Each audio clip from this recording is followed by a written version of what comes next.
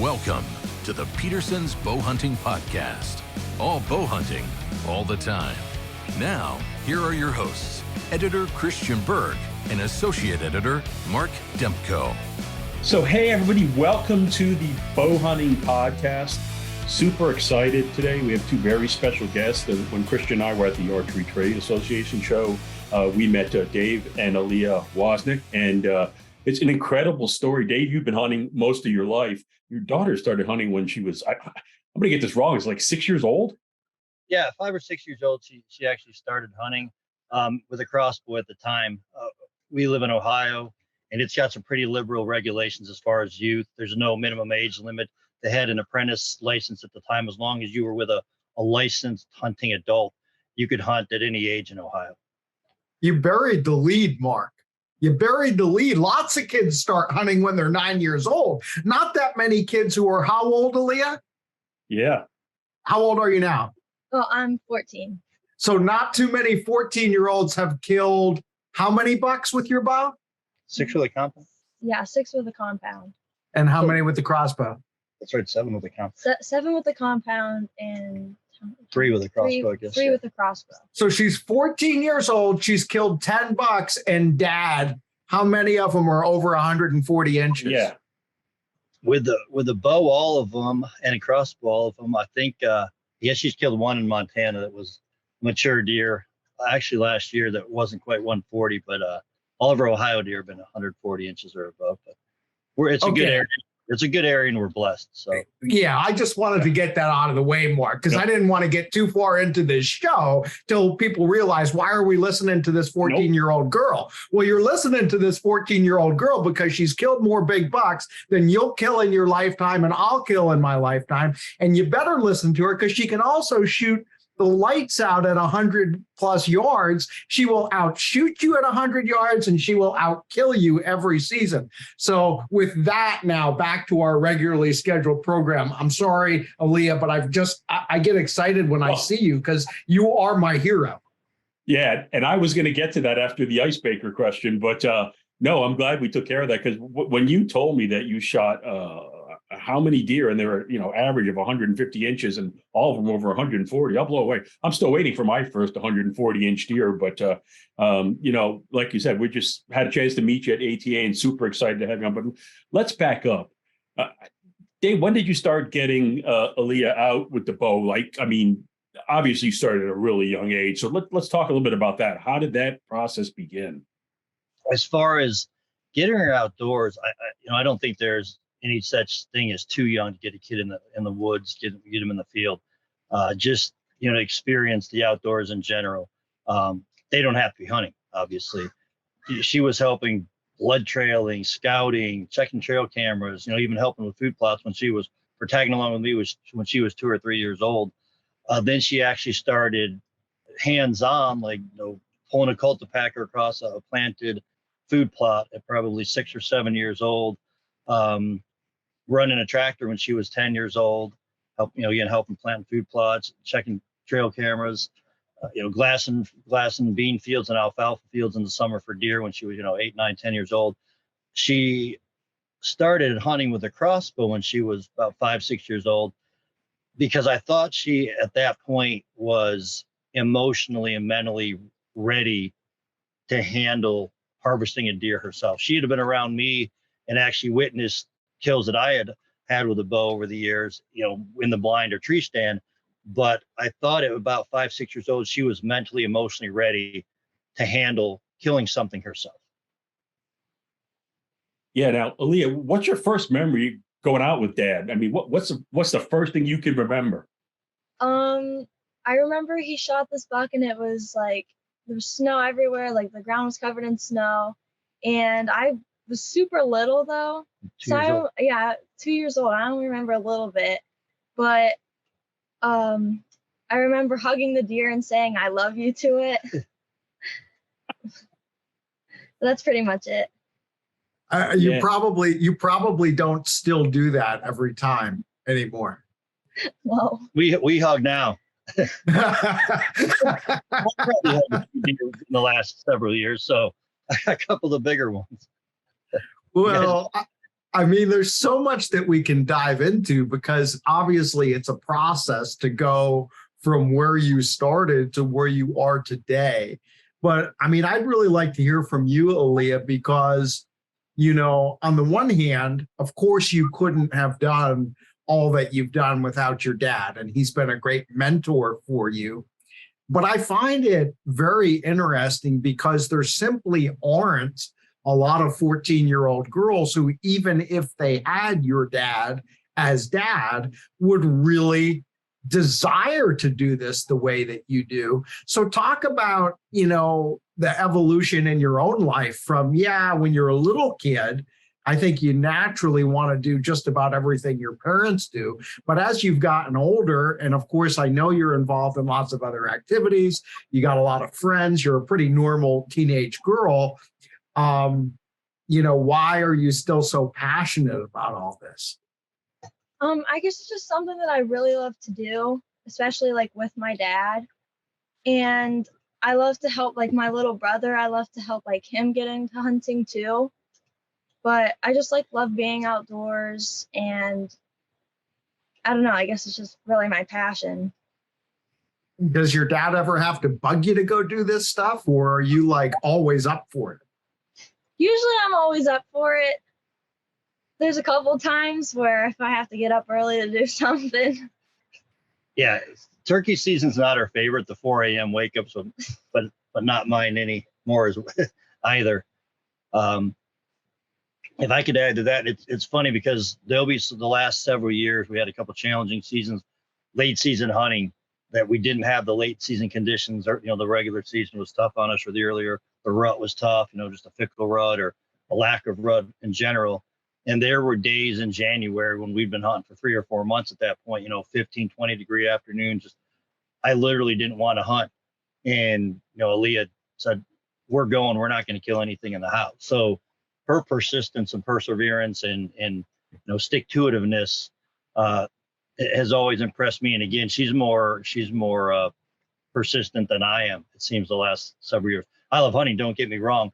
But again, when it's been a long 4-month plus season and it's been a rough season and the odds are stacked against you and you're running out of time, running out of days, it's easy to get down on yourself. It's not going to happen tonight. That's kind of sometimes your mindset. But she's, kept me positive in those situations and comes through in the end, it seems, every year. So. Well, and that's the thing, you mentioned, and I don't even think we talked about where you guys are from yet. And we should have mentioned that right up front, but you guys are Ohio residents. And obviously that's a great deer hunting state. And as you said, you made a reference, Dave, that you guys are blessed. I know you live in a good area of Ohio for deer hunting, but you put in a lot of work.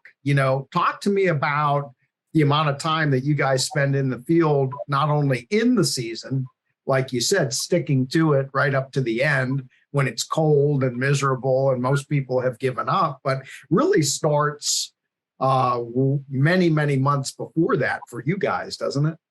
Yes, absolutely. I would say that it's literally 80% or even 90% non-hunting or out of season preparation, and actual probably 10 or 20% hunting itself, and maybe even more so. We're as soon as the season over, and our season in Ohio for archery ends usually early February. So as soon as the season's over, we're out looking for sheds and seeing what bucks made it through bow season, and then just another month later, we're starting to plan ahead and prep for spring food plots and even get ready for turkey season. So then in April and May, you're turkey hunting, and then you start food plot prep, planting our summer plots in May and June. Then you start summer scouting, whether it's trail cameras, mineral licks, long distance glassing all through the summer. And then obviously that throughout that whole time, you've got your archery and your bow preparation. Aleah shoots for probably 225 days, probably more than that, probably 250 days a year she shoots. So it's not just, we're practicing 3 weeks or 4 weeks before our archery season starts. She's, working on, developing or improving, her archery skills literally as soon as bow season's over. In fact, that's probably the time she concentrates most on stuff like, form and mechanics, try to do some little nuances, improvements she can make. Like, for example, this spring, she wanted to slow down her shot sequence. So she switched from a caliper to like a hinge release, which is, a pretty big adjustment. But again, that's the time to do it shortly after bow season versus, let's say August or September. So yeah, I would say that the practice and preparation is 90% of it for us and 10% hunting. I don't want to say it's anticlimactic, but it almost is. We enjoy the preparation as much as the actual hunt. Talking about all that, Aleah, I had a question for you. The first thing is, outside the actual deer hunting, what's your favorite part of the whole process during the year, whether it's shed hunting or setting trail cameras or whether it's something else you really love? Probably planning food plots. I like to it's just fun to mix things up for different spots. And maybe there's a certain deer, maybe we'll do certain plots for that certain buck. Yeah, that's a good point. We try. She's done a good job, and we've done. I'd like to think we've done a good job of identifying, a buck we want to hunt, and then planting to that buck or to that specific spot. Literally putting in, a 3-acre bean field in an attempt to kill one specific buck, knowing what his patterns had been, the previous 2 or 3 years.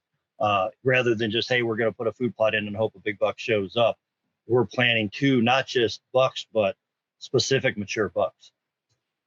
Well, and another thing along those lines, I know you guys do a lot of scouting, a lot of camera work before the season, and you typically will have some particular deer that you're focused on. And I know, Dave, from prior conversations that we've had, that Aleah is extremely disciplined and self-controlled, far beyond what I would say that I am, Aleah.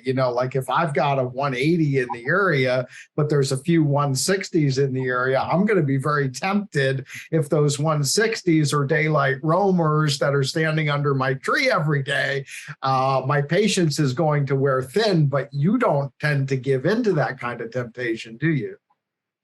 Nope.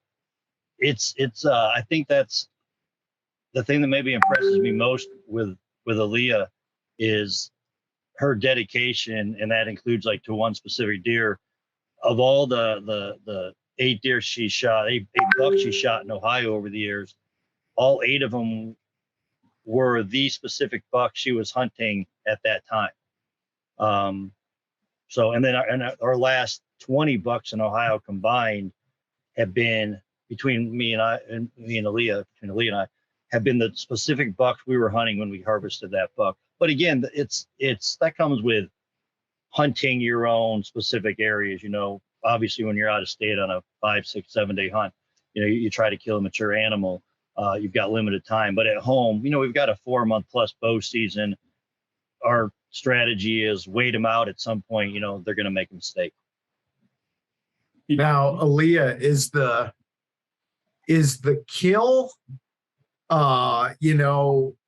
what you're focused on or a big deal for you, or is it something that is just kind of the cap of all the hard work that you guys do? And I also have to ask you, as a second part of that question, do you still get super nervous when you're getting drawn back on one of these particular deer that you've been waiting a long time for? Yeah, I still get pretty nervous, but I think I do a good job holding my emotions until after I shoot the animal. Because sometimes I'll be shaking, but then when I draw back, I'm pretty good. I can make a good shot, and I'm not shaken or anything like that. And then I just that after that, I start to get really emotional and stuff, and that's whenever I start freaking out a little bit. Well, I think maybe if you wouldn't mind expanding on what you just said, we can learn from you. You've been so successful at this. For all of the people who are listening, talk to me about, probably when the buck first steps out, if you're on a food plot, say, and he comes, you get a big rush of adrenaline. That's the way it happens with me. If you're oh, there's the deer, but then you try to get yourself under control, right? And usually there's a little bit of time maybe before you get your opportunity. Tell me what's going on in your head as you draw back and start to go through that process. What is your mindset? What is in your brain as you're executing the shot? Well, I'm really just trying to tell myself to relax. And I know that I've practiced this like over and over and over again. And it's just the exact same, just do the same exact thing that I would practicing in the archery range. Do you have a mantra or something that you repeat to yourself in your head as you're getting ready to shoot? Pick a spot maybe? Or Yeah, follow through? Yeah, follow through, definitely. And I just like, I don't really have any words. I just think to myself, like, just stay calm. Like you can, like, you can do it. Yeah. Like, yeah. It's interesting because I think the thought process, there are definitely similarities, right? I mean, everybody's different, but there's some similarities, like when you talked about thinking about all the practice. And I tell myself, like, it's the same thing as shooting a doe. It's the same thing as shooting a doe. It's the same thing as shooting a doe, and it is. It's the same thing as shooting a foam target in your backyard, but it doesn't feel like it, right?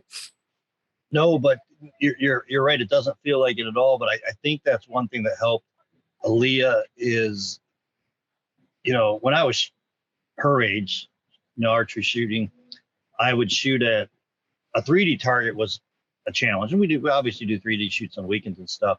But when she first started getting into hunting, even before she started with archery, when she was still using her crossbow, 5, 6 years old, I tried to make it so that she had as lifelike a situation as possible in practice, so that when hunting situations occurred, she would be as prepared as possible. For example, shooting in from an elevated stand, shooting with all her clothes on, shooting at animals. I'd have her call her shot. I'd put a 3D target out at 42, 44 yards, whatever it might be, 30 yards, having her range it and calling the shot like, Dad, that deer's broadside or quartering away or a steep quartering away. So she would be able to read, angles and so forth and know what to do when an actual animal stepped out. And I also think it helped a lot, as much time as she spent in the woods over the years, even before she could hunt or even before she was hunting, spending time in the woods with me, observing and studying animal body language, whether it's turkeys or deer, and say, hey, this deer is relaxed or this deer is about to bolt. This buck knows something's up. There's nothing like experience. And same with killing a deer. Once you've killed a big buck, at least it was this way for me. For years I had trouble doing it because I hadn't done it yet. It's same. Guys miss 125-inch deer that have never shot 125-inch deer. Once you shoot that 125, for example, but then a 160 comes fast. I'd shot a few decent animals when I was younger. First time a 150 class buck stepped out, I just about jumped out of the tree.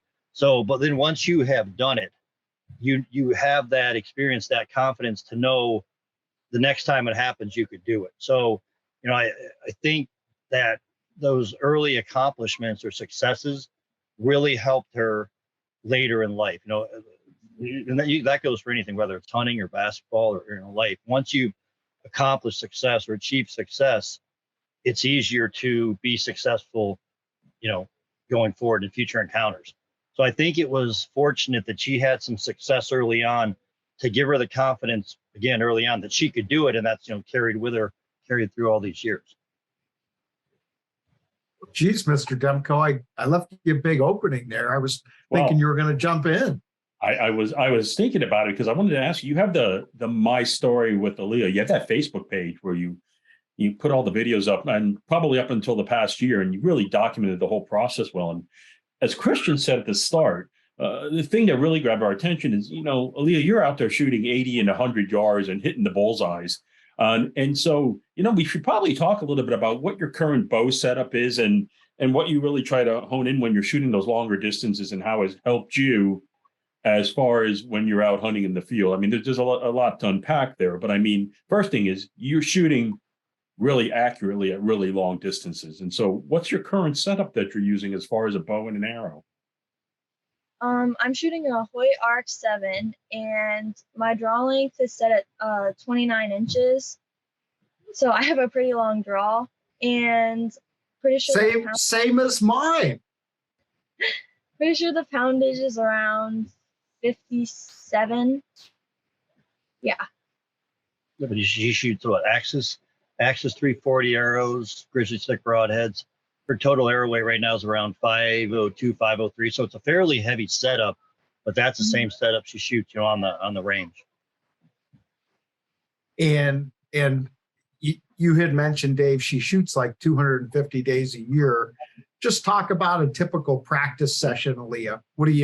How many shots do you take? And, do you start close and go long, or do you step right out and start whacking them in there at $130?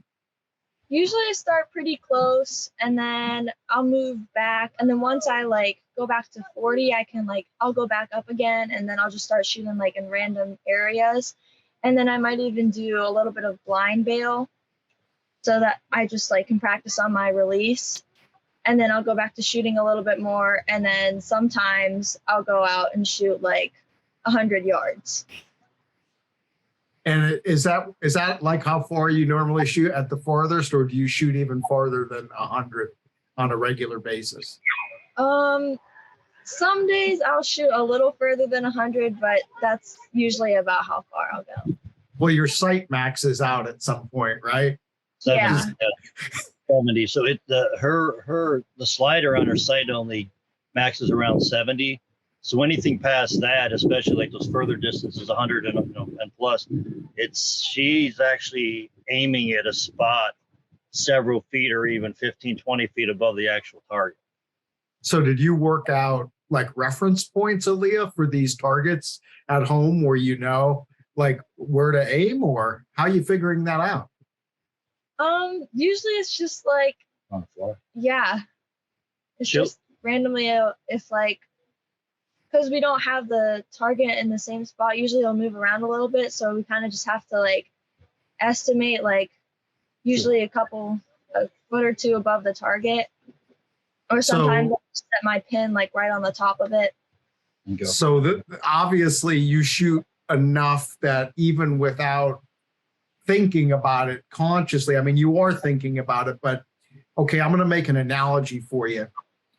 You ever think about before you go to bed, okay, I got to set my alarm for 4:00 tomorrow because it's opening day of turkey season. But that's too easy because you're amped up. But, just for a meeting you have at work and you got to get up at 6:00. And I can't tell you how many times I set my alarm for 6:00 and at 5:57, I wake up and I'm picking up my phone and seeing what time it is. And the point is, right, your brain is actually an incredible, incredible instrument. And your brain can tell time subconsciously way more than you can tell time consciously. And where I'm going with this is because you have shot so much, Aleah, your brain is familiar with the trajectory of your arrow flight. And while, yes, you're thinking about it because you're aiming, your subconscious is telling your conscious exactly where to put that pin. And to me, I'm kind of put to shame because I could not do that. But that's because I don't shoot the number of arrows that you do. I'm impressed. Thank you. But I don't either. I don't trust me. It's one of those things with Leah. It's do as I say, not as I do, because I can't even come close to replicating or duplicating how she shoots. We use lighted nocks for everything, and she uses them so we can kind of film and track the flight of her arrow. I use lighted nocks so that I can find them in the grass after I miss a target. Well, I was actually going to ask you, Aleah, and I guess I know the answer because, you have to, but it's got to be rare. Do you ever miss? Yes. Oh, okay. That makes me feel a little bit better. How often do you miss? Probably never. Probably never twice in a row. Anyways, right? No. Well, when she was talking, we'll move the targets around when we first start a practice session. So again, she'll take 1 or 2 shots to try to figure out exactly, if it's 108 yards, for example, she'll, Kentucky windage for lack of a better term, let's say, hey, this arrow shot 6 inches low, it's at 103. So she'll know the next shot. So usually there's only 1 or 2 off shots when she shoots those long distance, sessions, and then she's zeroed in. But yeah, I think a lot of it, you're right, is knowing the trajectory, of her setup. But that's changed a lot the last few years. She's grown so much as any teenager does. And I think when she first started bow hunting, when she was 9, she was shooting 22 and a half inches, and now she's 29 inches 5 years later. But she's got orangutan arms, so that's 8 arms. Well, go ahead, Mark. I was just curious, before we move off this topic, what's the craziest or the most difficult or the longest shot you've ever attempted? 200 yards. I hope you don't mind me asking. What were you doing? We shot like from one hill down, like Across the valley. kind of across the valley. And were you like got a balloon, right? Yeah. I think you made a video on that, right? Yep. Yeah, that's still online. People can find that on your Facebook, or is that where it is? YouTube and Instagram, yeah.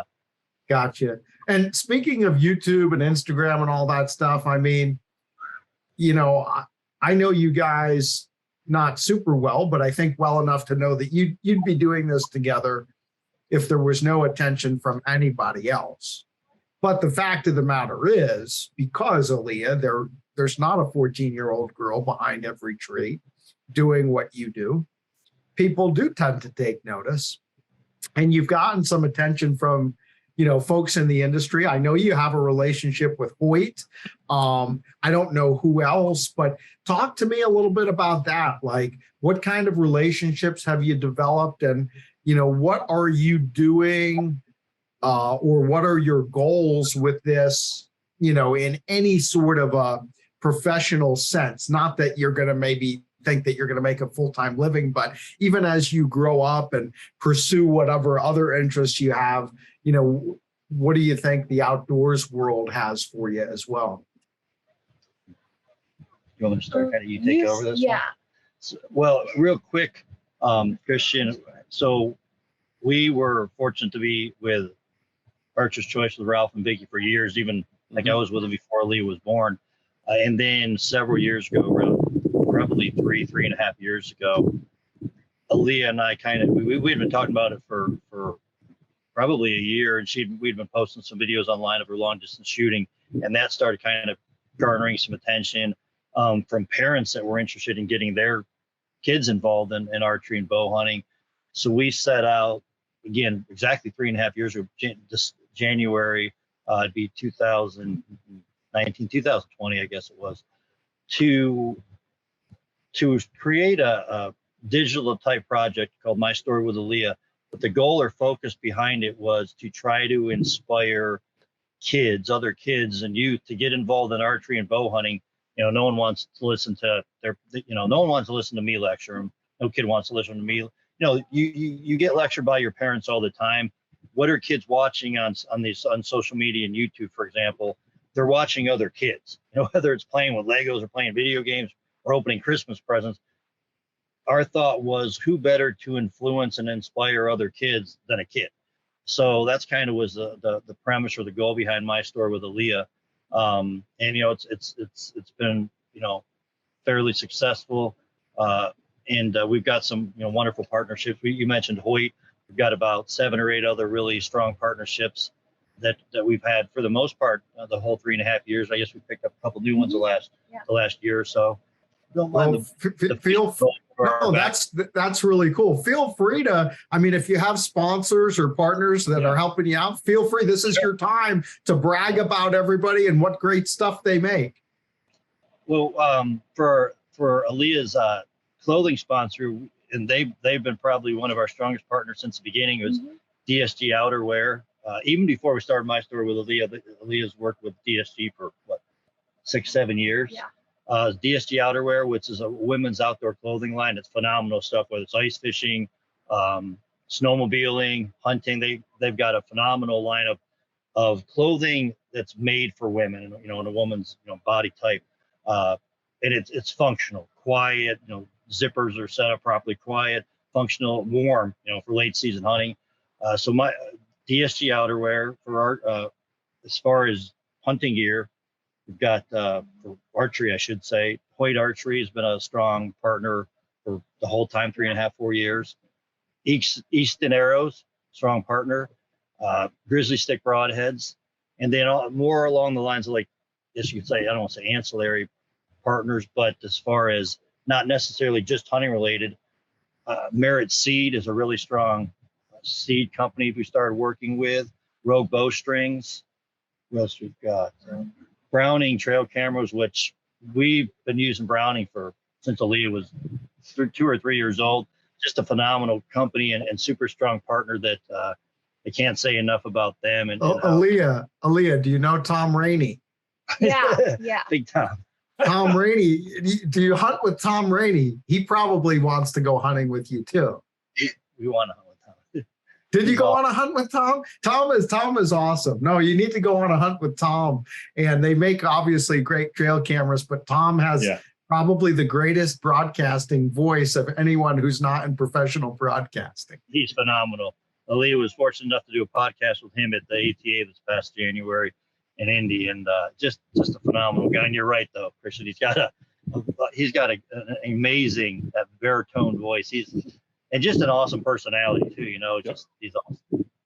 Yeah, that's great. So Aleah, do you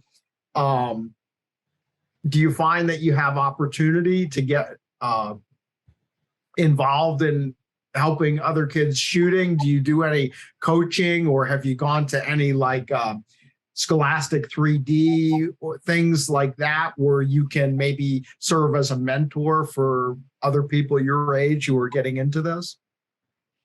I haven't really done anything like that, but it's just like I help my younger brother, he'll check trail cameras with us.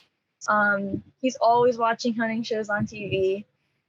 I would say most of it is probably done digitally, Christian, as far as social media, and then the interaction feedback we get is posting videos. We do a lot on Facebook with Facebook specific groups like Bowhunters of America and Bow Hunting League. Food Plot Management Group is another one. So there's some kind of specialty type Facebook group pages that gives you an opportunity to really interact with people online. Well, yeah, and that leads me to the next thing that I really was curious, Mark. Aleah, do you get a lot of fan messages? Yeah. Yes. And Dad, do you screen all her fan messages? Yes. Absolutely. There's some interesting ones as she's gotten more young woman versus a little girl. But 99.9% of it's been good feedback, and you're fine with it as a parent. How's that? Well, and also this is probably a good time to mention that while you guys are known for your archery and bow hunting involvement, that I'm sure you have a rather large gun safe at home as well. So, anybody that wants to come around will have to help you clean your guns. Exactly. Good point. Mark, what have you got? We were talking a lot about your shooting and whitetail deer hunting, in Ohio where you live, but you've done a bit of traveling, the two of you, right? I think you've taken a really nice elk. I believe you were to Alaska you got a big black bear. What's your favorite story from all the trips you've taken? What's the first thing that comes to your mind that you just loved? Probably the speed when I shot a speed goat, an antelope in Montana. I think that was my favorite because it's not something that it's not anything else that I've done before, because we got to stalk it, and it was just a completely different experience from any of the other hunts that I've been on. Yeah, just more of a spot and stalk type scenario versus sitting in a tree stand or a blind. It's pursuing the animal. Again, spot and stalk. It was a peak of the rut for antelope in Montana, and just incredible numbers of goats out there. and good bucks. You know, you'd see what, a dozen plus Pope and Youngs in an afternoon, but yeah, you could tell she was out of her element the first couple of days doing that, but at the same time you could see that, you know, how much she enjoyed that. Do you remember how far was the shot? 60. Yeah, 60. Wow. And so along those lines, do you have anything that you're lining up for the fall other than obviously hunting at home? Are you going on any trips this fall? Yeah, we're going to South Dakota. What are you gonna hunt there? Muleys. Okay. Have you ever gotten mule deer before? No. All right. And what about elk? Not this fall, but she's killed an elk with her bow. But it's with basketball season. It's now that she'll be a freshman this fall. I mean, middle school basketball is pretty intense, demanding, I guess you could say. But high school, wow, it started. The middle school season ended in February, and high school season started as far as preparation, practice, weightlifting, literally a month later. So basketball kind of cuts into some of the hunting. So we're probably not going to get to elk hunt this year, but we're going to try to get back out to New Mexico next fall. Yeah, it's going to get harder and harder, Dad. I know that the high school years are difficult. My oldest is going to be a senior this year. Mark's daughter is going to be a senior this year. So we've been through this. And Aleah, like I told you at ATA, no matter what else you get going on in your life, always make time to go hunting with Dad, even if you can't do it to the extent that you've been doing it for these past years. Pick those couple of days. And if you have to sit your basketball coach down and just explain the facts of life, you know, that's the way that it's got to be. I hear that you're a pretty good player, so they'll probably cut you some slack to get out there, especially during peak rut. What are some of your other interests, Aleah? Basketball, what else? Basketball. I like to camp. I like doing art. Yeah, fishing. I love fishing. What do you? Speaking of which, what are you after? What are you fishing for out there? Yeah, smallmouth. And then a couple of days ago, I was just fishing on Lake Erie, and I caught some walleye and some sheephead. That's great. That was the highlight of Mark and I's recent trip up to Manitoba. We killed a couple of nice bears, but the walleye fishing was unbelievable. We were just joking yesterday that it was really tough. You had to be willing to commit at least 30 minutes if you wanted to get your limit of walleye. You couldn't just expect to do it in 15, you know. You had to really allocate some time. I want to get her up there in Manitoba or Saskatchewan to experience the bear hunting and also the fishing up there. Absolutely, the bear hunting, and then of course the deer hunting too. It's funny. I just edited an article this week too about a Saskatchewan deer hunt. So, there's still a lot out there for you, Aleah. As much as you've accomplished, you can stick with this for a lifetime, and you'll never have done it all. But do you have like any crazy goals in hunting? Like, you know, you want to be the first, you know, woman under a certain age to do X or Y? I mean, I don't know. I'm just thinking off the top of my head, but do you care about stuff like that? Not too much, but I definitely have like goals, like certain hunts that I want to go on. Sure. A brown bear hunt, caribou, and then maybe even like a trip to Africa. I feel like that'd be super cool. She hunted browns the year we went to Alaska. In fact, she had a big boar at less than 10 yards, and she had a brown bear tag. I mean, that was kind of the goal of the hunt, was for her to, and she was 10 at the time. I mean, she had the equipment set up and everything. And we had, again, a shooter brown at 10 yards, but he zigged when he needed to zag. He was coming to a salmon stream, and she's a lefty shooter. He came in on our left, and she couldn't get spun around to get a shot. So, but yeah, I know that brown eluded her, and she's talked about it ever since. I want to make a deal, Aleah, because one of my dreams in life is to hunt with you someday. But I can't invite myself to come out to Ohio and hunt with you. So I'd like to go to Africa too. So when we go to Africa, let's get a group together and go on the safari all at the same time so that we can hang out a little bit at the lodge while we have that experience. Would you agree to that? Yes. All right. You got it. You hear that, Dave? Aleah has agreed that we're going to go to Africa together. So you and I are going to have to work on that. Mr. Demko, are you in on this? I'm absolutely in. And I wanted to make sure we invited Dave too, that it wasn't, Well, I thought that was kind of understood. I didn't want you to feel left out. Thank you. Oh, my goodness. What else have you got, Mr. Demko? I had one last thing, and I really wanted to hear this since we started talking. Lee, I'm going to ask you, you've taken a number of really nice quality mature bucks. What's your favorite buck story? What's your favorite memory? Do you have a deer that stands out to you?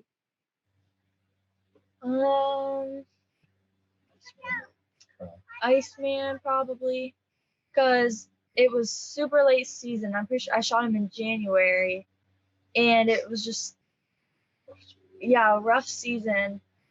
A buck we were after earlier that season, was that? Yeah, that was Hoyt? Jester. Jester, yeah. And he disappeared, and we ended up finding him in the spring. We found him dead. So he disappeared, and that was the buck I was after. And so we started going for Iceman, and it was just like a super long season. It was super cold, but we made it happen. We pulled it out, and January 23rd. yeah, wasn't it? January 23rd. Yeah. So, less than, at that time, the way the season ended in Ohio that year, so it was just 2 years ago, she had a week and a half left, and I think she had, that was her with basketball in the middle of the season at that point. She literally had 1 day left to hunt. Yeah. An hour left to hunt for her whole season. Mm-hmm. Yeah. And when she killed that deer. So that was kind of in fact, we both broke down after she made the shot, because, that was, again, a tough, long season, and, the culmination of months of work, and, pulled it out at the end of 11th hour deer. I have a confession to make, Aleah, and I feel like I need to do this since you've agreed to go on an African safari with me. I'm a basketball referee, and will you still hunt with me, even if that I'm a referee? I officiate high school and junior high games here in Pennsylvania, and I might really be super annoying. You don't know if I'm a good ref. She doesn't give the refs any grief. I do. I do. It's always the parents. They're tough, But I know, I think to myself, why would you call that? Or what was that call? That was horrible. Well, I umpire baseball and softball too, and I will tell you that the difference is night and day. Basketball, you got to give us a little benefit of the doubt. There are 10 players on the court, all moving all the time at the same time. And my partner and I are supposed to see everything that happens, and we're supposed to be able to process it and never get anything wrong and never miss anything. It's impossible. And the truth of the matter is you could call something almost every time up and down the court, and you can't. So just give us a little bit of slack on that, Aleah. Okay. We're trying our best, but anyway, I wanted to close with this.